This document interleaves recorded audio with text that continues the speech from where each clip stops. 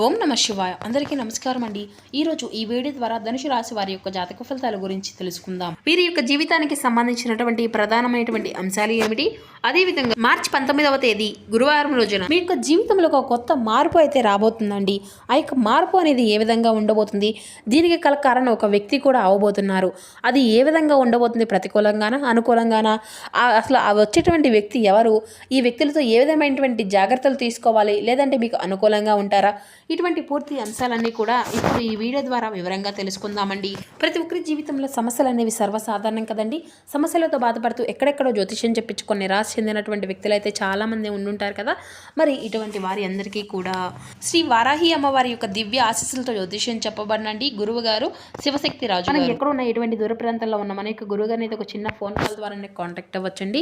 మన గురుగారి యొక్క కాంటాక్ట్ నెంబర్ వచ్చేసి 9032676472. మీకు అది ఏ విధమైనటువంటి సమస్య అయినా కావచ్చు, కుటుంబం, వ్యాపారం, కోర్టు, విదేశీ ప్రయాణం, ఆరోగ్యం, రాజకీయం, సంతానం, ప్రేమ, పెళ్లి మొదలగు ఎటువంటి సమస్యలకైనా మన యొక్క గురుగారికి మంచి పరిష్కార మార్గం లభిస్తుంది. నమ్మకంతో ఒక్కసారి కాల్ చేసి ప్రయత్నించండి. ఖచ్చితంగా మీకు ఉన్నటువంటి సమస్య నుండి అయితే మీరు బయటపడగలుగుతారు. ఇక ముఖ్యంగా వివరాలకు వస్తే కనుక ధనుసు రాశి అనేది రాశిచక్రం 9వ రాశి. మూలా నక్షత్రం 1, 2, 3, 4 పాదాలు, పూర్వషాఢ నక్షత్రం 1, 2, 3, 4 పాదాలు, ఉత్తరషాఢ నక్షత్రం 1వ పాదంలో జన్మించిన వ్యక్తులు ధనుసు రాశి పరిధిలోకి వస్తారు. ఈ యొక్క ధనుసు రాశి అధిపతి గురువు. ఇక ఈ రోజున మీకు వచ్చేటువంటి శుభవార్త మీకు ఎంతో శక్తినిస్తుందండి. ఇక ఈ యొక్క రాశి వారికి ఈ రోజున ఎదురయ్యబోయేటువంటి కొన్ని సంఘటనల గురించి కూడా మనమైతే వివరంగా తెలుసుకుందాం. ఇక ముఖ్యంగా అంశాల్లో భాగంగా సాయంత్రం 6 లోపు ఒక వార్త అనేది మీకైతే రాబోతుందండి. ఈ వార్త దేనికి సంకేతం అంటే ఒక శుభవార్త, అశుభవార్త. అసలు ఈ రోజున మీ యొక్క జీవితంలో మీకు ఎదురయ్యేటువంటి కొన్ని పరిస్థితుల గురించి, కొన్ని మార్పుల గురించి ఈ వీడియో ద్వారా వివరంగా తెలుసుకునేటువంటి ప్రయత్నం అయితే చేద్దామండి. ముందుగా గమనించినట్లయితే మీ యొక్క వ్యక్తిత్వం అసలు ఏ విధంగా ఉంటుంది అంటే కనుక పైకి మీరు ఎంతో గంభీరంగాను చాలా స్ట్రాంగ్గా కనిపిస్తారండి. కానీ ఏంటంటేనండి మీ లోపల మాత్రము సున్నితమైనటువంటి మనసు ఉంటుందన్నమాట. ఎన్నో కన్నీళ్ళు, అలాగే ఎన్నో బాధలు ఉంటాయి. పైన ఉన్నటువంటి భగవంతుడు మాత్రమే తెలుసు మీ యొక్క బాధలు. మీ యొక్క మనసులో ఇప్పుడు నేను చెప్పేది నిజమా కాదా అనేది అయితే ఒక్కసారి అయితే మీరే ఆలోచించుకోనండి. మీరు ఎవరికైనా కానీ సహాయం చేయాలనుకుంటే మీ యొక్క ప్రాణమైన పనంగా పెడతారు. మీ యొక్క రూపాయి ఉన్నా కానీ, ₹1 ఉన్నాయి అనుకోండి, అందులో 9 రూపాయలైనా కానీ, ఒక 10 రూపాయలు ఉంటే దాంట్లో 9 రూపాయలైనా కానీ కష్టంలో ఉన్నటువంటి వారికి ఇచ్చేసి మీరు ఆ యొక్క ₹1తోనే సర్దుకొని పెట్టుకుంటారు. మీ యొక్క జీవితంలోకి వచ్చేటువంటి స్నేహితులు కానివ్వండి, బంధువులు కానివ్వండి, వారి కోసం చేసేటువంటి త్యాగాలు, లేనటువంటి మాటలు కానీ తిరిగి అసలు మీకే దక్కాలి అంటే కేవలం మోసము, అవమానము. అవునా కాదా? అంటే అవసరం ఉన్నంత వరకే మిమ్మల్ని దేవుడిలా చూస్తారండి. మీ దగ్గర ఉన్నదంతా కూడా గుంజేసుకుంటారు. వాళ్ళ యొక్క పనులన్నీ కూడా అయిపోయిన తర్వాత కనీసం మీరు ఉన్నారా, చచ్చారా అని కూడాను వారైతే తిరిగి వెనక్కి కూడా చూడడం లేదనమాట.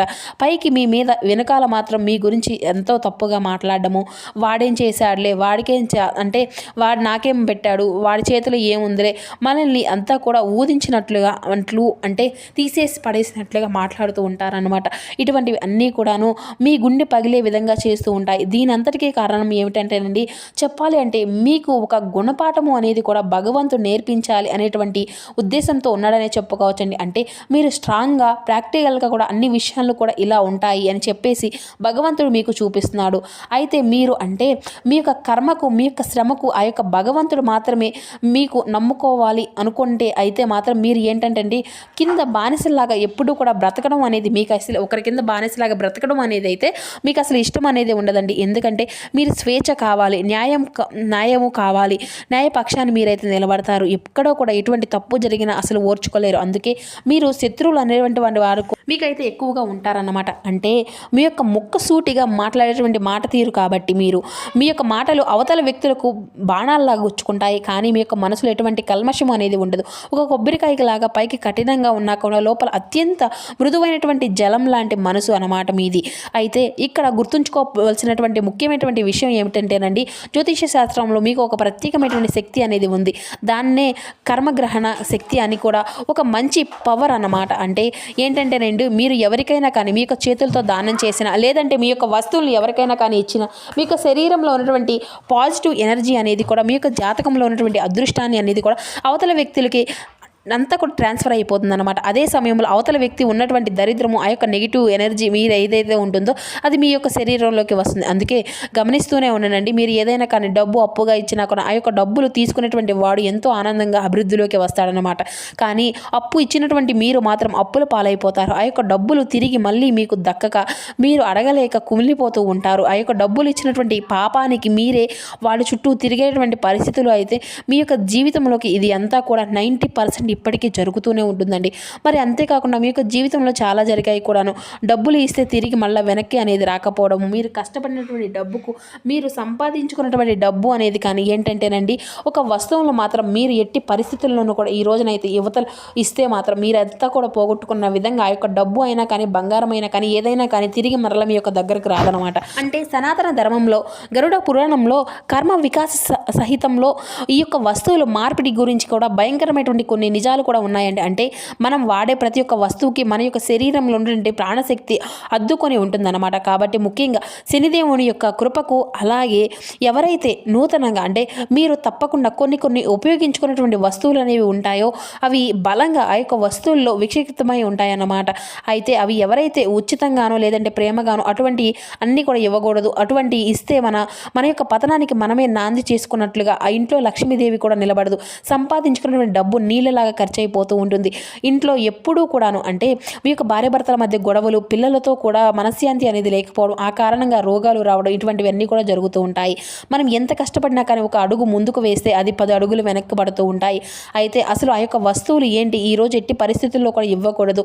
అటువంటి వస్తువులు ఏంటది, అది అసలు రేపు కాకుండా ఎప్పటి వరకు కూడా ఇవ్వకూడదు అన్నమాట. ఆ యొక్క వస్తువులు ఏంటో తెలుసుకుందామండి. ప్రాణం పోయినా కానీ మీరైతే ఎవరికి కూడా ఇవ్వకూడనటువంటి ఒక వస్తువు అయితే మీకు శరీరంలో కూడా చెమటలు అంతా కూడా పీల్చుకున్నటువంటి మీరైతే వాడి పెట్టినటువంటి ఆ యొక్క పాదరక్షలు అంటే చెప్పులు లేదంటే బూట్లు, మీరైతే పాతగా వాడేటువంటి బట్టలు, ముఖ్యంగా మీరు ధరించేటువంటి నల్ల దుస్తువులు, మీరు పట్టుకునేటువంటి తలగడ, ఇటువంటివి ఎవరికి కూడా దానంగా ఇవ్వకూడదండి. దీని వెనుకున్నటువంటి ఆ యొక్క రహస్యాన్ని గురించి మీరైతే తెలుసుకున్నారు కదండి.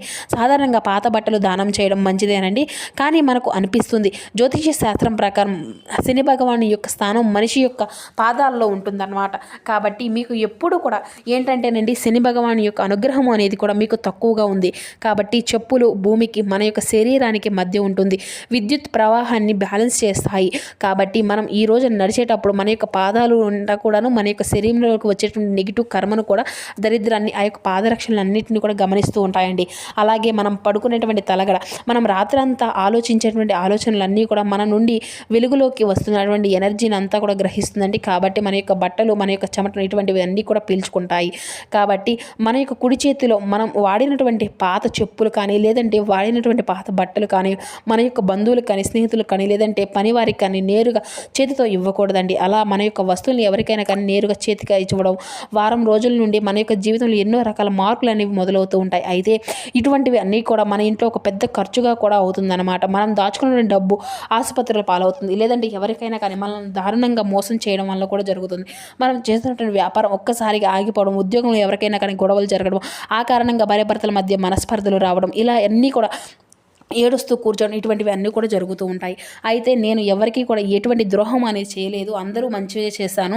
నాకెందుకు నా యొక్క కర్మ అనే విధంగా భగవంతుడు నిందిస్తూ ఉంటున్నాడు. కానీ నేను ఎటువంటి తప్పు అనేది జరగడం లేదు అనేసి మనకు అంతా కూడా అర్థంగా మన యొక్క చేతుల్లో మనమే మన యొక్క దరిద్రాన్ని కొని తెచ్చుకున్నట్లుగా అవుతుందన్నమాట. అవునా కాదండి? ఇదే కదండి మీరు ఉచితంగా ఎవరికి కూడా ఏది కూడా ఇవ్వకండి. అంటే కొన్ని వస్తువులు కూడా ఉన్నాయండి. ఆ యొక్క సమయము అలాగే ఆ యొక్క శ్రమ అయితే మీరు అంటే మీ యొక్క హార్డ్ వర్క్ అంతా కూడా ఉంటుందన్నమాట. చేసేటువంటి పనిలో మీకు శ్రమ అనేది పడుతూ ఉంటారండి. కొన్ని గంటల పాటు వాళ్ళ కోసం కష్టపడుతూ ఉంటారు. అయితే ఉచితంగా అంటే ఎక్కువగా కూడా ఆ యొక్క భగవంతుడు శని భగవానికి ఇష్టం అనేది ఉండదండి. కర్మకు తగినటువంటి ప్రతిఫలము అనేది ఉండాలి. మీరు ఎప్పటికైనా కానీ ఉచితంగా మీ యొక్క సేవలు అందిస్తే మాత్రం మీ యొక్క కర్మ ఫలితాన్ని వారు పాలించడం అన్నమాట. అంటే వారికి తీసుకున్నటువంటి వారు అవుతారన్నమాట. కాబట్టి మీకు తప్పకుండా ఏంటంటే మీ యొక్క ప్రతిఫలము అనేది తీసుకోండి. కనీసం ₹1 అయినా సరే మీరైతే తీసుకోండి. అప్పుడే శని భగవాను సంతోషిస్తాడు. ఇప్పుడు మీకు ఒక సందేహం అనేది రావచ్చు. మీకు తెలియక ఇన్నాళ్ళు కూడా ఈ యొక్క తప్పును చేసి ఉంటాం కదా, దాన్ని చేయడం అంతా కూడా మంచిదేనా కాదా అని చెప్పేసి మీ యొక్క పాత బట్టలు, పాత చెప్పులు ఇటువంటివి అన్నీ కూడా ఇతరులకు ఇచ్చేసాము. మరి మా యొక్క జీవితంలో ఇది అంతా కూడా అవ్వడానికి కారణం ఇదేనా అంటారా అనేసి దీనికైతే ఒక చిన్నపాటి పరిహారం కూడా, లేదంటే ఇన్నాళ్ళు కూడా మీ యొక్క ఇంట్లో పాతవి ఏం చేయాలి, వాటిని బయట పడేయకూడదా అనేసి మీకు కూడా ఒక కొంత సందేహం అనేది కలగవచ్చండి. దానికి కారణము, దానికి సంబంధించినటువంటి కారణమైనటువంటి పరిహారం గురించి కూడా చెప్తామండి. భయపడవలసినటువంటి అవసరం లేదండి. హిందూ ధర్మశాస్త్రంలో ప్రతి ఒక్క సమస్యకు ఒక మంచి పరిష్కారం అనేది ఉంటుంది. శనిదేవుడుకు అత్యంత యాదకుడైనటువంటి పశ్చాత్తాపంతో స్వామిని అయితే అడిగితే క్షమించేటువంటి బోలా శంకరుని యొక్క తత్వం ఆయనది. కాబట్టి మీరు చేయవలసినటువంటి పరిహారము, నియమాలు శ్రద్ధగా వినండి. నియమం ఏమిటి అంటే, 1 పాదరక్షలను విసర్జన. అంటే ఇది అంతా కూడా ఏమిటి అంటే, మీ ఇంట్లో మనం వాడి పాతబడినటువంటి చెప్పులు లేదంటే బూట్లు ఉంటే వాటిని ఎవరికీ కూడా చేత్తో ఇవ్వకండి. ఇక శనివారం రోజున సాయంత్రం సూర్యాస్తమైన తర్వాత ఆ యొక్క పాత చెప్పులను తీసుకొని వెళ్ళి ఎవరికీ కూడా తిరగనటువంటి చెత్త కుండీలో, డస్ట్బిన్లో లేదంటే 3 రోడ్లు కలిసేటువంటి చోట, క్రాస్ రోడ్లు అంతా కూడా విడిచిపెట్టాలండి. ఆ విడిచిపెట్టినప్పుడు వాటిలో ఉన్నటువంటి దరిద్రము, పీడ, ఈ యొక్క నెగిటివ్ కర్మ అదంతా కూడాను దీనితో పాటు పోవలసి ఉంటుందని చెప్పి మీ యొక్క మనసులో అనుకొని వాటిని అక్కడ ఇక్కడ వదిలేసి తిరిగేసి వెనక్కి చూడకుండా ఇంటికైతే రావాల్సిందనమాట. ఇంటికి రాగానే కాళ్ళు చేతులు చక్కగా కడుక్కొని అయితే ఇంట్లోకి వెళ్ళండి. ఈ విధంగా చేస్తే కనుక మీకున్నటువంటి ఏళ్ళనాటి శని ప్రభావం అనేది కూడా తగ్గుతుంది. ఒకవేళ మీరు ఎవరికైనా కానీ చెప్పులు అనేది దానం చేయాలనుకుంటే మాత్రం కొత్తవి కొని దానం చేయాలన్నమాట. అనాథాశ్రమాలయాల్లో కానీ లేదంటే గుడిలో బయట ఉన్నటువంటి వారి పేదవారికి కానీ మన యొక్క సొంత డబ్బుతోనే కొత్త చెప్పులు కొని శనివారం నాడు దానం చేయాలండి. ఇంకా చేస్తే శని భగవాను యొక్క కృపను కూడా ఇలా పొందుకోగొండే అవకాశం అయితే మీకు కలుగుతుంది. ఇక ఈ రోజున మీ యొక్క జీవితంలో జరిగేటువంటి కొన్ని మార్పుల గురించి తెలుసుకున్నారు కదండి. సాయంత్రం లోపు మీరైతే ఒక ముఖ్యమైనటువంటి ఫోన్ కాల్ ద్వారా ఒక శుభవార్త కూడా వింటారండి. అది ఉద్యోగానికి సంబంధించినటువంటిది కావచ్చు, లేదంటే చాలా రోజులుగా మీ నుండి పెండింగ్లో ఉన్నటువంటి పని గురించి వచ్చేసినటువంటి ఒక సమాచారం కావచ్చు. ఈ విధంగా మీరైతే ఈ రోజున యొక్క ఫోన్ కాల్ అనేది అయితే సాయంత్రం లోపు అయితే మీరైతే రిసీవ్ చేసుకోబోతున్నారు. అలాగే కుటుంబం పరంగా చూసుకున్నట్లయితే ఈరోజు చాలా మనశ్శాంతిగా ఉంటుంది. అలాగే మీ యొక్క పిల్లలతో సరదాగా గడుపుతారు, పెద్దలతో సరదాగా గడుపుతారు, నూతన వ్యక్తుల యొక్క పరిచయాలు కూడా ఏర్పడుతుంది. అంతేకాకుండా ఉద్యోగానికి సంబంధించినటువంటి విషయాలు నిర్లక్ష్యంగా కాకుండా జాగ్రత్తగా ఉండండి. ఇక ఈ రోజున ప్రయాణాల విషయంలో కూడా చాలా సేఫ్గా ఉంటారన్నమాట. తూర్పు దిక్కు ప్రయాణం విశేషంగా ఉంటుందండి. అదృష్టపు రంగు వచ్చేసి మీకు డార్క్ బ్లూ, అలాగే ఆకుపచ్చ రంగులు కూడా మీకు ఎంతో అదృష్టపు రంగులుగా ఉన్నాయన్నమాట. ఇక అలాగే ఈ రోజున మీ యొక్క కోపాన్ని నియంత్రించుకోవాలండి. ఇక కోపంలో కొంచెం అదుపులో అనేది పెట్టుకుంటే మీరైతే చేసేటువంటి ప్రతి ఒక్క పని కూడా సక్రమంగా చేసుకోగలుగుతారు. ఇక ఈ రోజున ఉదయాన్నే నిద్ర లేచిన వెంటనే స్నానం ఆచరించి తర్వాత సూర్యభగవానికి ఆర్ఘ్యం చేయాలండి. అంతేకాకుండా సూర్య నమస్కారాలతో పాటుగా హనుమాన్ చాలీసా ఇంట్లో స్వామివారి యొక్క పారాయణం కూడా చేయండి. అలాగే దగ్గరలో ఉన్నటువంటి హనుమంతుల స్వామివారి యొక్క గుడికి ఆలయాన్ని అయితే సందర్శించండి. అలాగే ఈ రోజున మీకు తెలియనటువంటి ఒక ధైర్యం, బలము అనేది పెరుగుతుంది. ప్రతికూలమైనటువంటి సమయాన్ని కూడా జయించుకోగలిగినటువంటి శక్తి అనేది మీకు నిండుగా ఉంటుంది. అలాగే ఈ విధంగా ఈ రోజునైతే మీకు తెలియకుండానే చాలా పీస్ఫుల్గా ఉంటారని లక్ష్మీదేవి యొక్క అనుగ్రహం కూడా ఈ రోజున మీకు ఎంతో ఉదకంగా ఉంటుంది. ఆ తల్లిని కూడా మీరు అయితే అష్టోత్తరాన్ని పాటించడము, అమ్మవారిని ఈ రోజున పూజించడం ఎంతో శుభప్రదంగా ఉంటుందండి. మరి తెలుసుకున్నారు కదండి. తిరిగి మళ్ళీ రేపటి వీడియోలో కలుసుకుందాం. Thank you for watching.